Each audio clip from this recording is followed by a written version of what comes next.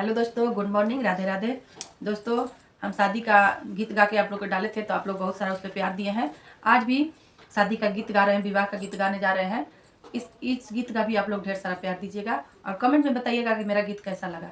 दोस्तों, थोड़ा सा जुकाम हो गया है, थोड़ा सा गलाती है, लेकिन फिर भी गा रहे हैं। आप लोग कमेंट में बताइएगा कैसा गीत। सुतल रहली बेटी माया रे गोदिया हो, सुतल रहली बेटी माया रे गोदिया हो, सपना में उठली ची हाय ये लाला, सपना में उठली ची हाय ये लाला।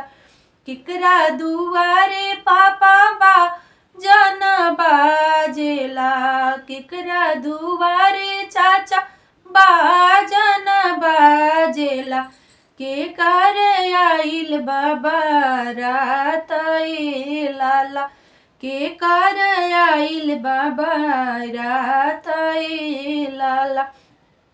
हमरा दुआरे बेटी बाजन बाजेला, हमरा दुआरे बेटी बाजन बाजे, तोहर आइल बाबा रात ए लाला, तोहर आइल बाबा रात ए लाला।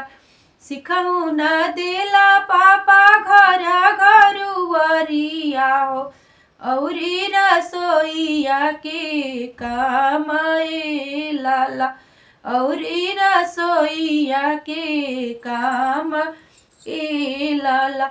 सिखली ना ए पापा सासु दरचनिया हो, सिखनी ना ए पापा सासु दरचनिया हो, कैसे कुला रही है तो हार ए लाला, कैसे कुला रही है तो हार ए लाला।